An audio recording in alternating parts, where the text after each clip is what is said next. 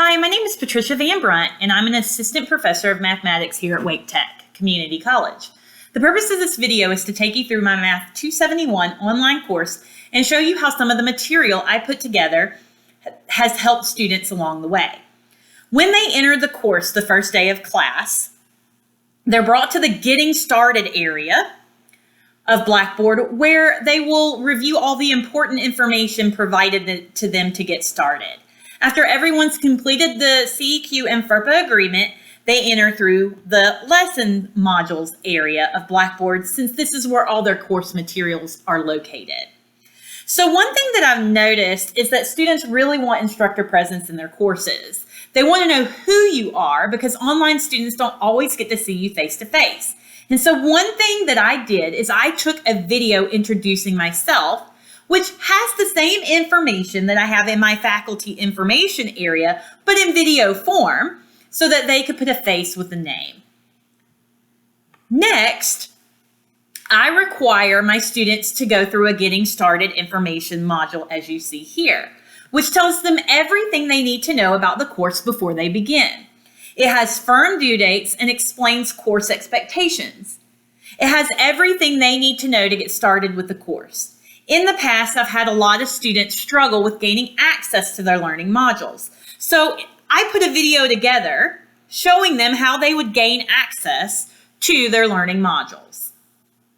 Now, they must review this information in the Getting Started module, which I set to be sequential until after everyone's taken the course entry quiz and completed the FERPA agreement. And then I take it off sequential so that they can go back through anytime and get information as needed.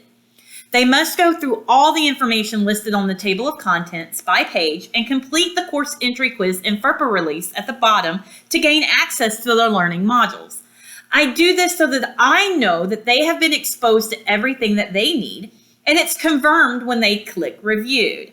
I'm not going to take you through this entire module, but I do want to show you that I include in this module their firm due dates of important assignments. So tests and exams, they have their firm due dates. They have their due dates for their labs. They have due dates for their quizzes, so forth and so on. So I do include that information. I also include information on how I take attendance. They need to know how their presence will be counted. So their Blackboard quizzes, their web assigned homeworks, unit test reflections, those kind of things. I also tell them about their course grades, as they're very much so wanting to have their course grades. And I also give them how to communicate effectively and properly. The main discussion board being so important. If you have questions on homework, quizzes, or general questions that the whole class could benefit from, that's extremely important. Okay. And I also want to point out that I give a course calendar, and this course calendar provides them with a Google Doc. Okay. This way, if bad weather comes, I can update it, or they can print it out if they want a hard copy and update it that way.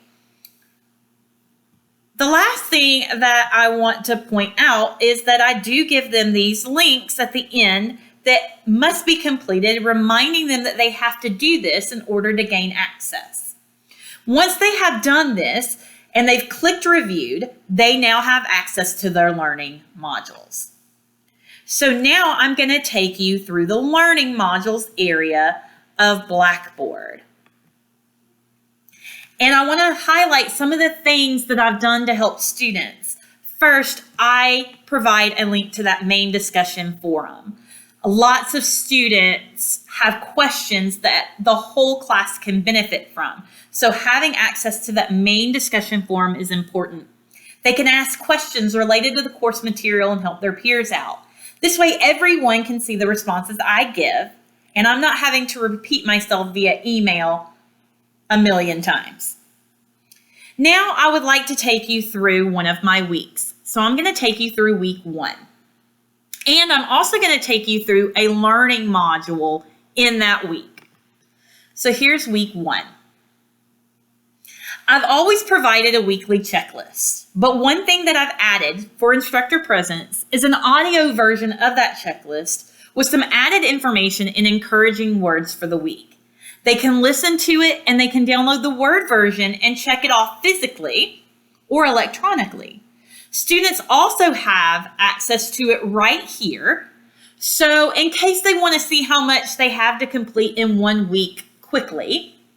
Now, week 1 is slightly different because I do go over prerequisite material, so I have an extra folder. Also, I don't have anything due this week that I gave access to a previous week, so there are no links to material from previous weeks. All of my learning modules for sections are set up the same way for consistency. So I'm going to take you through section 2.1's learning module.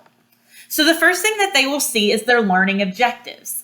And then they will have a WebAssign link reminding them that it is important to read the section. Then I provide them with my guided notes. And to create more instructor presence this summer, I've added videos that go with my guided notes. And additionally, because I did them in VidGrid, I have provided them with chapters so that they can click through and find what they need to work on right then. Since each video is kind of lengthy as it is a complete lesson, that way, if they need help with a specific issue, they can click and go directly to it. Then they can click reviewed on this particular item and the guided notes that are filled in will appear. Okay. Some modules will include a link to a Desmos activity, which will allow them to actively engage with the material. Students do enjoy these Desmos activities and appreciate the change of pace. Then I provide a folder with extra videos. These are short videos from mathispowerforyou.com and specific types of problems that students may be struggling with, and they're listed in order. They're shorter than my guided notes videos.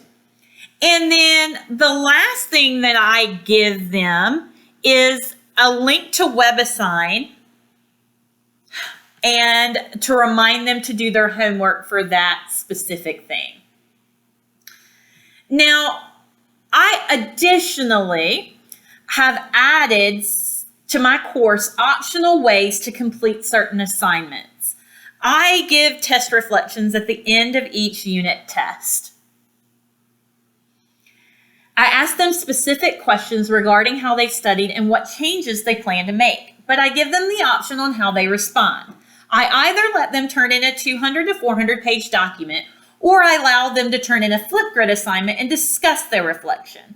This way they can see what others may be doing to succeed in the course. They can also build community study groups based off of their responses. This can be found in week 5. Another thing that I've added to my course is an optional survey. And that optional survey is found after week 1 specifically, but I will also be putting it in other weeks.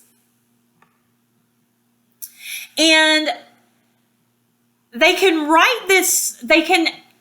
take this survey as feedback for the weekly information and setup. It's to help students navigate through the course as I receive responses, I can update the course appropriately. I do this anonymously so students don't feel pressure to respond a certain way.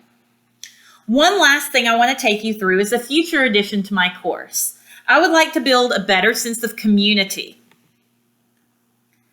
So I'm adding lab collaborations. Each student will be assigned 2 problems from the lab, which they will upload completed solutions. They will not see anyone's responses until they've uploaded their initial response, and the initial post will be graded, and then they must also respond to at least one other person with the same problems with thoughtful comments adding to the discussion. This gives students a way to discuss mathematics with other students and see perspectives on how to solve different types of problems. This gives them a library of complete solutions for them to look through and complete the entire lab based off of the other responses. This way, smaller communities are built to help the class as a whole. I really hope that this video has given you some ideas for your course. These are some of the things I've worked on this summer to get this course to an exemplary level. Thank you for watching.